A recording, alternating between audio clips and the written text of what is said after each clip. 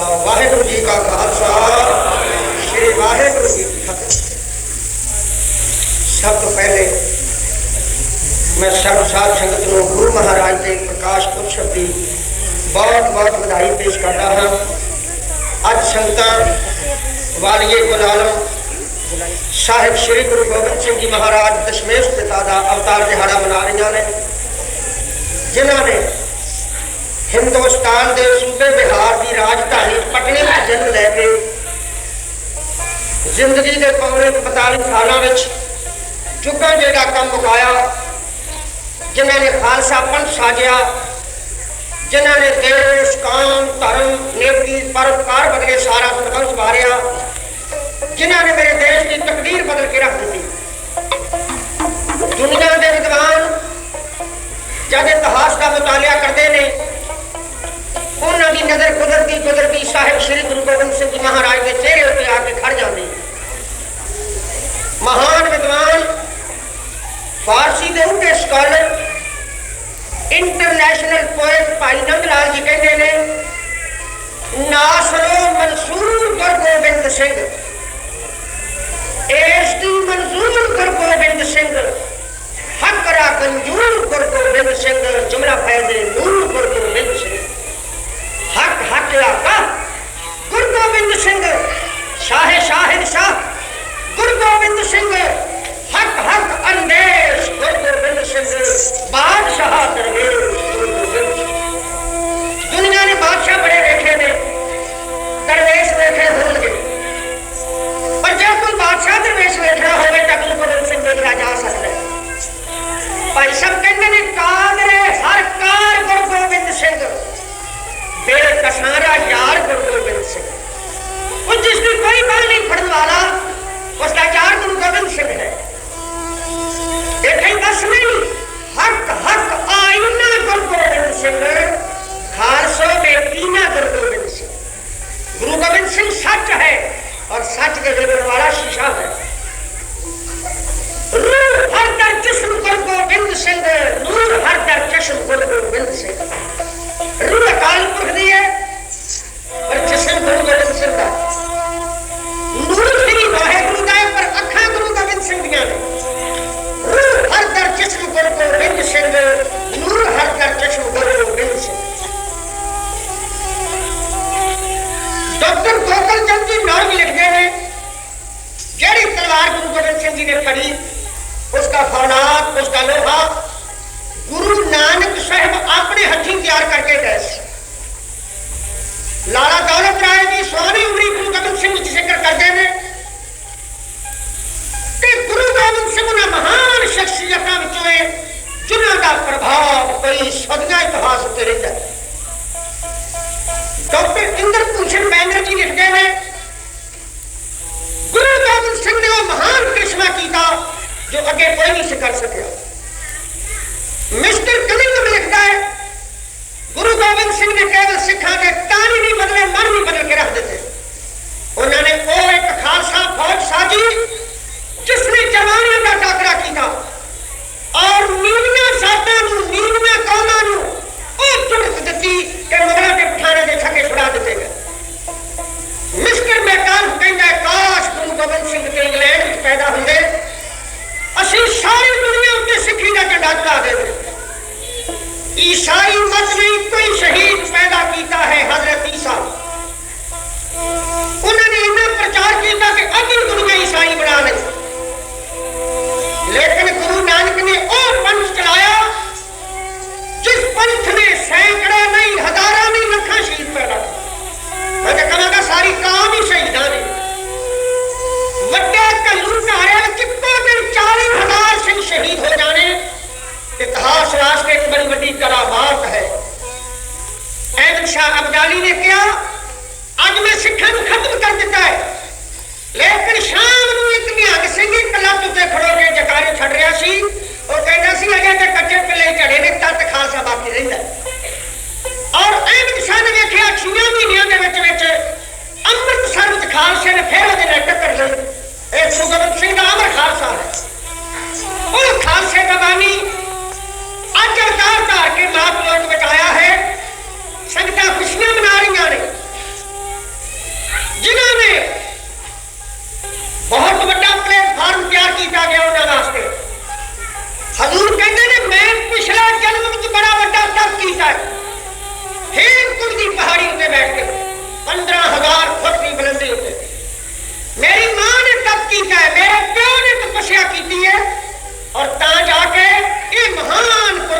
रक्षा बन सकिया है।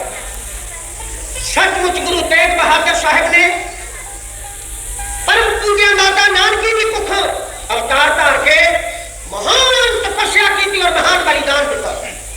बाबे काले के कोहरे च बह के 26 साल 9 महीने 13 दिन तप किया। माता गुजरी ने महान तपस्या की थी और वो समय आया जब गुरु तेग बहादुर साहब जी आसाम के दौरे पे गए। मुगलिया सल्तनत का बहुत बड़ा इलाका राजा आसाम ने दबा लिया। औरंगजेब ने नवंबर 1661 में मीर जुमला को मुहिम ते भेजा। वो हार खा के मुड़ आया। जो भी जरनैल करके जाता रहा कि उन्होंने ना वापस कर दिया। औरंगजेब ने राजा राम सिंह की ड्यूटी लाई।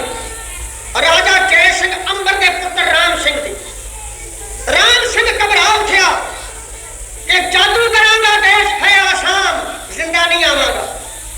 लोगों ने कहा गुरु नानक की शरण ले बच जाएगा। मिस्टर में काल लिखता है कि राजा राम सिंह गुरु तेग बहादुर साहब को गया मिले।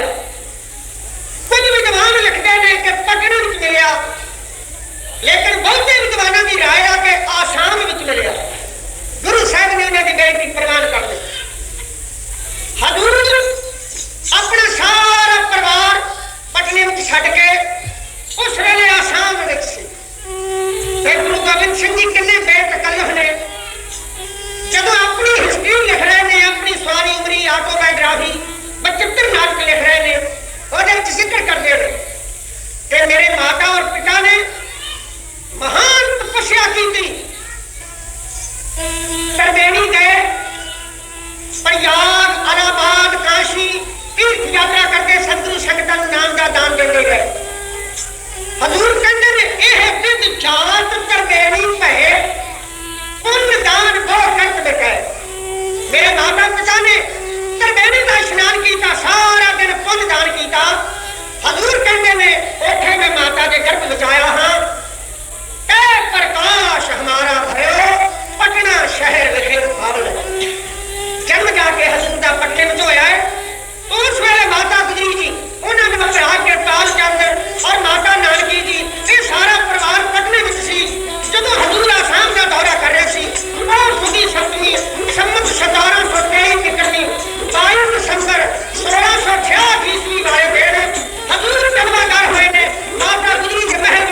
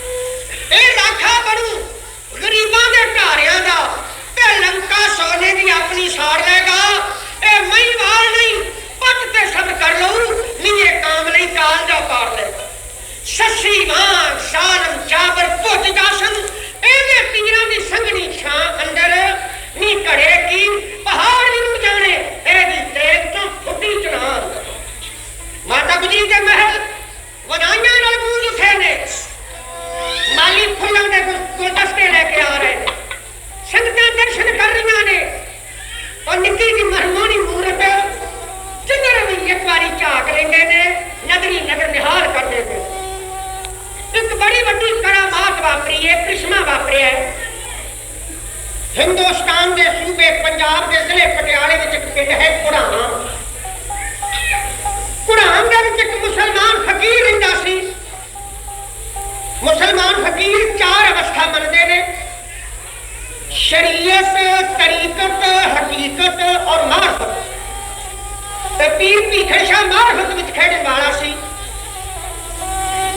अंतर्यामी सी, खुदा के दर्शनों की तलब सी, या यूं कह लो कि रब्बी रंगा विच रंगिया होया सी। तक्का आखदा कुदरती रब दिसे, ओए अखी किवें विखाल के अंधियां नूं रंग रंग नहीं आखिया, रंग दा पता रंग दा रंग दा लग्या। अमृत वेले नमाज पढ़न लगा फजर की। मुसलमान सवेर तो शाम तक 5 नमाज़ां पढ़दा, नमाज़े सुबह, नमाज़े पेशीन, नमाज़े दीगर, नमाज़े शाम, नमाज़े फज्र। ये सुबह की नमाज है, फजर की नमाज है। इनू कुछ चलकारा बचाए कि अल्लाह का नूर पूर्व की गुठ विच पैदा हो गया। अल्लाह के नूर ने पूर्व विच इंसानी जामा धारे, अगे रोज पश्चिम नूं मुंह करके नमाज पढ़दा सी, अज पूर्व नूं मुंह करके नमाज पढ़ी। ते शरीयत वाले बंदे जेड़े हुंदे ने बर्दाश्त नहीं कर सकते, शरइयां दे विच हलचल मच गई। जेड़े पक्के कट्टड़ शरई सी हैरान रह गए। एक मरीज नूं पता लगा, उन्हें दूजे नूं दस्सिया, उन्हें तीजे नूं दस्सिया, सारे डेरे विच तकिए विच हलचल मच गई। पिंड विच शहर च खबरां फैल गईयां कि पीर भीखन शाह दा दिमाग नहीं ठिकाने रहा। कोई आखे कि सियाना हो गया, कोई आखे सुरत नहीं रही, कोई आखे दिमाग हिल गया। जिन्ने मुंह उन्नी गल्लां। आखिरकार शहर के इमाम को पता लग गया, शहर के काजी को पता लग गया। सारे रल के आए, पीर जी अगर ठिकाने है। पीर भीखन शाह हस पिया, कह लगे सजनों को खास गल है। कह लगे हाँ, नमाज पश्चिम मुंह करके मुसलमान पढ़ते हैं, मोमन पढ़ते हैं, तुसा अज पूर्व मुंह करके पढ़ी। कोई धरती का चक्कर लग गया? कह लगे नहीं। तुहानू पता भी पश्चिम मुंह करके क्यों नमाज पढ़ते हैं? कह लगे हाँ, इधर मक्का है, तुहानू पता मक्के नूं क्यों सजदा करते हैं? कहते हाँ, उत्थे काबे का मंदिर है। काबे नूं तुहानू पता क्यों सजदा करते हैं? कह लगे हाँ, उत्थे अल्लाह का नूर आया सी, रसूल अल्लाह हजरत मुहम्मद साहब। 20 अप्रैल 570 ईस्वी नूं कुरैशी खानदान अब्दुल्ले के घर हजरत मुहम्मद साहब ने जन्म लिया। 61 साल की उम्र भोगी 8 जून 632 ईस्वी में उन्होंने देहांत हो गया। काबे का मंदिर जिसकी पहलों नींह हजरत बाबा आदम ने रखी, हजरत नूह के वेले तूफान आया, उस तो बाद उसकी नींह हजरत इब्राहिम ने रखी, एक बारी उसकी नींह हजरत मुहम्मद साहब ने रखी। और जड़ा अजकल काबे का मंदिर है, इसकी नींह 1504 ईस्वी में रूम के उस्मानी बादशाह सुल्तान मुराद चौथे ने रखी। 35 फुट ऊंची इमारत है, 2 फुट ऊंची कुर्सी है, चढ़ते की कंध 33 गज, लेंदे की कंध 31 गज, दक्षिण की 22 गज और पहाड़ की 20 गज है। काले रंग का भूरा जहा पत्थर लगा है, उत्ते हर वेले गुलाब चढ़िया रहता है। सिर्फ ईद उल फितर तो बाद वो मंदिर खुलता है जब हाजी लोग हज करने जाते हैं। हिजरी साल के 12वें महीने की 10वीं तारीख वाले दिन मक्के का हज होता है। खैर इस्लाम का इतिहास बड़ा लंबा है, मैं इस पास बहुता ना जावा। तो चूंकि अरबी में एक शब्द आता है किबला, किबले का अर्थ है सामने। हजरत मुहम्मद साहब ने 15 जुलाई 622 ईस्वी को मक्के तो हिजरत किया। उस दिन तो हिजरी सन शुरू हो गया। अज में अपने जनवरी फरवरी मार्च अप्रैल 12 महीने ने, जिमें बिक्रमी सन के चेत विसाख जेठ हाड़ सौण भादरों 12 महीने ने, इस तरह हिजरी सन के भी 12 महीने ने। मुहर्रम, सफर, रबीउल अव्वल, रबीउल सानी, जमादिउल अव्वल, जमादिउल सानी, रजब, शाबान, रमजान, शवाल, जुल्काद, जुल्हिज्जा। तो जुल्हिज्जा की 10वीं तारीख को मक्के का हज होता है। सामने मुंह करके लोग नमाज पढ़ते हैं और रिवाज इन्ना परपक हो गया, मुसलमानों ने समझ लिया कि रब रहता ही पश्चिम से, हर मोमिन इधर मुंह करके नमाज पढ़ता चला गया। तो अज जो पूर्व मुंह करके नमाज पढ़ी है, लोग हैरान रह गए। काजी फतवा लाने को तैयार हो गया। पीर की खड़शानी जब पूछा तो पीर साहब जी हस पे